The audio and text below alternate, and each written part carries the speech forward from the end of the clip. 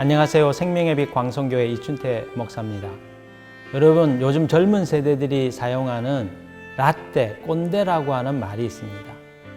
그게 뭐냐? 내 때는 이랬어. 그러면서 젊은 세대들에게 지적을 하고 훈계를 하고 가르치려고 하는 윗세대들 비꼬는 말이죠. 그런데 참 안타까운 것은 윗세대들에게는 인생을 살면서 습득한 지혜가 있고 인생살이에 대한 노하우들이 있습니다. 이런 것을 받아들이지 않고 거부함으로써 오늘 젊은 세대들이 하나님께서 전수해 주고자 하는 좋은 영적인 유산들을 놓치고 있다는 것입니다. 그런 점에서 윗세대에게는 지혜가 필요합니다. 가르치려고 하거나 지적질을 하려고 하거나 자기가 원하는 대로 내 방식을 강제로 따르게 하려고 하는 태도를 버리고 친구처럼 또 겸손하게, 그래서 상대방이 받아들일 수 있도록 지혜롭게 말하고 지혜롭게 권하는 게 필요하죠. 또 아랫세대에게는 윗세대들의 그 지혜와 그 노하우를 내 것으로 삼아서 더 발전하고 더 높은 차원으로 나아가는 지혜가 또한 필요한 것 같습니다. 사랑하는 형제, 자매 여러분, 하나님은 오래된 세대와 새로운 세대들이 연합하여서 하나님 나라의 새로운 차원을 열어가기를 원합니다. 오늘 우리 사회에 있는 분열과 다툼을 종식시키고 이 땅 가운데 진정한 아름다운 사람이 사는 세상을 만들기 위하여 믿음의 성도들이 연합하고 하나 되는 것이 너무나 절실한 것이죠. 오늘 나와 다른 사람들을 받아들이고 그의 말에 경청함으로 새로운 세상을 만들어가는 일에 동참하시는 우리 믿음의 성도님들 되시기를 바랍니다. 영적 울타리를 허물지 말라. 베드로전서 5장 6절. 그러므로 하나님의 능하신 손 아래에서 겸손하라. 때가 되면 너희를 높이시리라.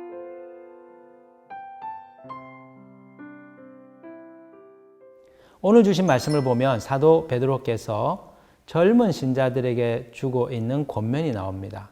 한마디로 말씀을 드리면 장로들에게는 순종하고 서로에게는 겸손으로 허리를 동이라는 것이죠. 왜 지금 사도 베드로는 젊은 신자들에게 이런 교훈을 주고 있는 걸까요? 그 이유는 그들이 처해 있는 상황을 살펴보면 알 수 있습니다. 두 가지 상황이죠.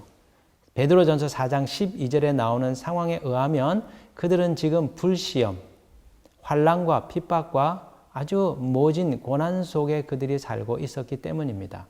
또 다른 한 가지의 이유는 오늘 읽었던 말씀 다음 편에 나오는 베드로전서 5장 8절, 원수 마귀가 우는 사자처럼 믿음의 사람들 가운데서 삼킬 자를 찾아 돌아다니고 있다는 현실이죠.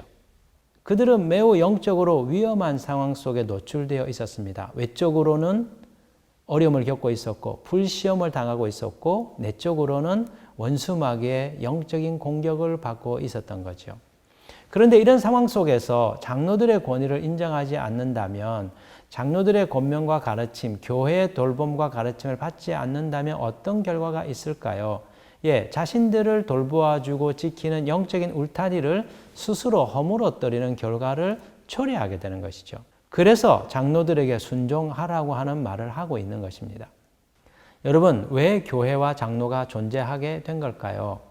장로는 교회의 연장자, 교회를 지키는 영적인 지도자라고 하는 뜻입니다. 성경적 의미에 의하면 이 성경에 나오는 장로 안에는 오늘날의 목사와 장로들이 포함되어 있습니다. 가르치는 장로와 다스리는 장로가 초대교회에 있었던 거죠.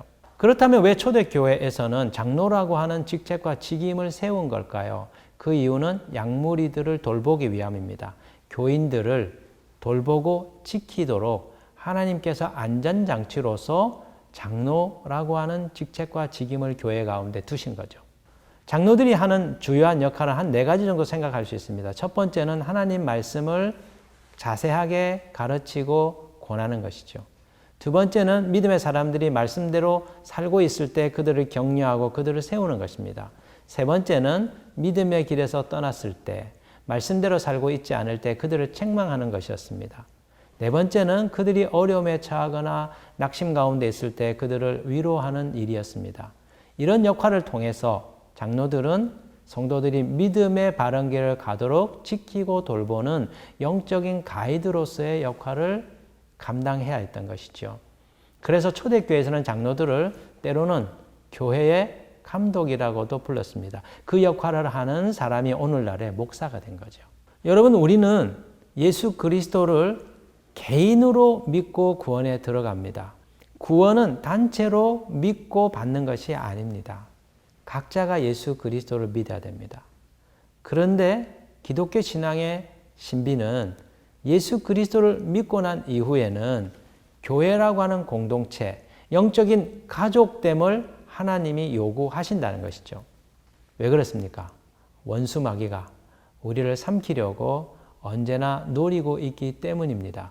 그래서 우리가 안전하게 믿음 생활을 하기 위하여 하나님은 영적인 울타리를 우리에게 마련해 주신 것이죠. 그것이 교회입니다. 그래서 교회가 필요하고 이 땅 가운데 존재하고 있는 것입니다. 한 번은 제가 동물의 왕국을 본 적이 있습니다. 거기에서 마다가스카르라고 하는 섬에 있는 신비한 동물들을 다룬 내용이 있었는데요. 바다 거북이 이야기가 아주 인상적이었습니다.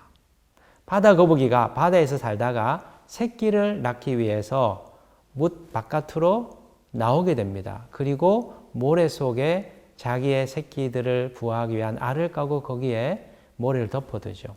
시간이 지나서 알을 까고 새끼들이 나오면 이제 어른 거북이가 되기 위하여 바다를 향해서 돌진하게 됩니다. 그때 갈매기 때 새떼들이 와서 그 조그만한 새끼 거북이를 잡아먹는 거예요. 다행히 그것을 피해서 살아난 거북이들만 바다에 들어가서 어른으로 성장해 일생을 살게 된다는 내용이었습니다. 여러분, 제가 그 내용을 보면서 우리 믿음 생활과도 너무나 유사하다. 우리가 예수 그리스도를 믿고 어린 신자가 되어서 신앙의 일생을 시작합니다. 그러나 원수 마귀들이 우리의 믿음을 빼앗기 위하여 노리고 있다가 우리를 삼키는 일들이 벌어질 수 있게 된다는 것이죠. 그래서 이런 우리를 지키고 돌보고 보호하기 위하여 하나님께서 보내어 주신 것이 교회라는 것입니다. 교회가 꼭 필요합니다. 어떤 분들은 교회가 자기의 걸림돌이라고 생각하는 분들이 있습니다. 그렇지 않습니다. 교회는 하나님이 우리를 위하여 세워주신 영적인 울타리이며 안전장치이기 때문입니다.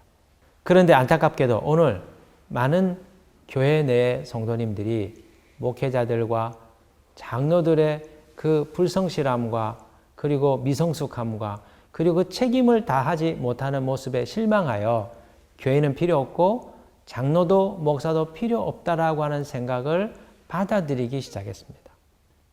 심지어는 목사는 우리 신앙생활에 걸림이 된다라고까지 생각하는 분들도 생겨나기 시작했습니다. 그래서 교회 문제로 인해서 실망한 분들이 몇몇 나가셔서 교회를 개척하는 일들이 있는데 목사 없이 우리는 교회를 하겠다 결정을 하고 서로 돌아가면서 설교를 하거나 서로 교회 일들을 책임지는 이런 형태의 교회들이 일어나고 있습니다. 물론 신학적으로 형제교단이라고 하는 교회가 있기 때문에 저는 자신의 신앙의 고백상 그런 교회를 추구한다는 것은 저는 그건 동의하고 받아들일 수 있습니다. 하지만 교회 자체에 대한 권위를 우리 자신들이 소홀히 여기고 우리가 원할 때 언제든지 교회를 세울 수 있다라고 생각한다면 교회의 머리 대신 그리스도 대신 우리 자신들이 그 자리에 서게 되는 오류를 범하게 된다는 것이죠. 오늘 이 같은 일이 한국 교회 가운데 일어나고 있는 책임이 누구에게 있습니까? 네, 목사인 저에게 있습니다.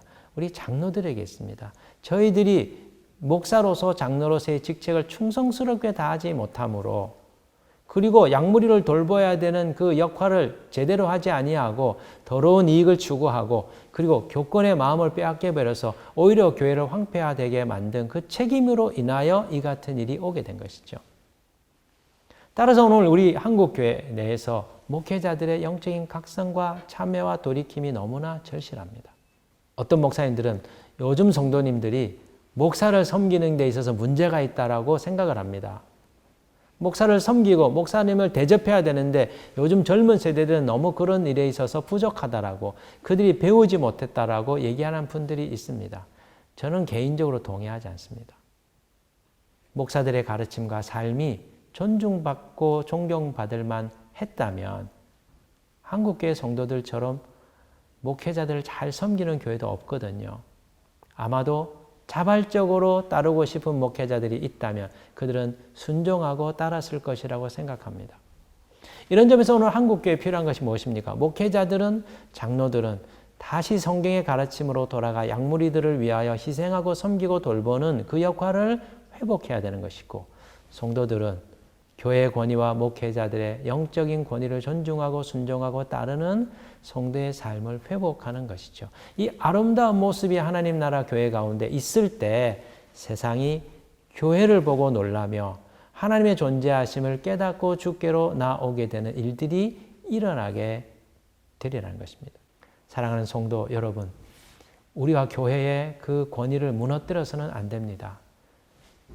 장로들과 목회자들에게 순종하고 서로서로 겸손으로 허리를 동이라고 하는 것은 교인들을 우매화시키기 위한 것이 아니고 우리를 돌보아주는 영적인 울타리를 우리가 단단하게 세움으로써 우리가 원수 마귀에게 먹히지 않고 이 시대를 돌파해낼 수 있는 삶을 살 수 있기 때문이죠. 오늘 하루 무너진 교회를 세우기 위하여 눈물로 기도하는 성도님들, 주의 종들 되시기를 원하고, 다시 한 번 더 하나님의 은혜가 회복되어서 한국교회가 새롭게 되고 부흥케 되는 은총이 있도록 우리 함께 기도하는 하루가 되기를 원합니다. 그 같은 삶을 사는 성도님들 되시기를 주님의 이름으로 축복합니다.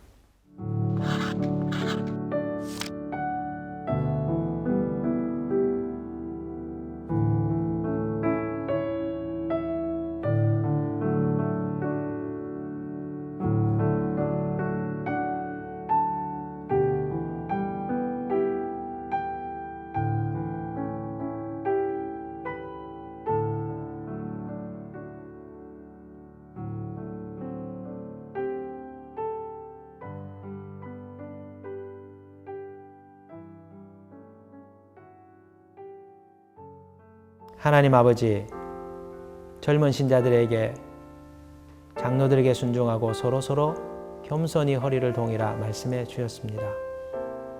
환난의 시대, 불시험의 시대에 교회가 무너지면 우리의 안전 울타리가 허물어지기 때문입니다. 목사들과 장로들에게 실망한 우리들의 마음 하나님께서 싸매어 주시고, 그럼에도 불구하고 여전히 곳곳에서 깨어있는 주의 종들이 있으리라 그 믿음 가지고 오늘 하루 일어날 수 있도록 도와주소서. 또한 우리들의 가르침에 자발적으로 순종하며 따를 수 있을 만큼 주의 종들이 스스로 그 가르침을 살펴보고 또 그 말씀대로 삶으로 존경받는 목회자 장로들 되는 하루가 되도록 하나님 저희들을 일깨워 주옵소서. 예수 그리스도의 이름으로 기도드립니다. 아멘.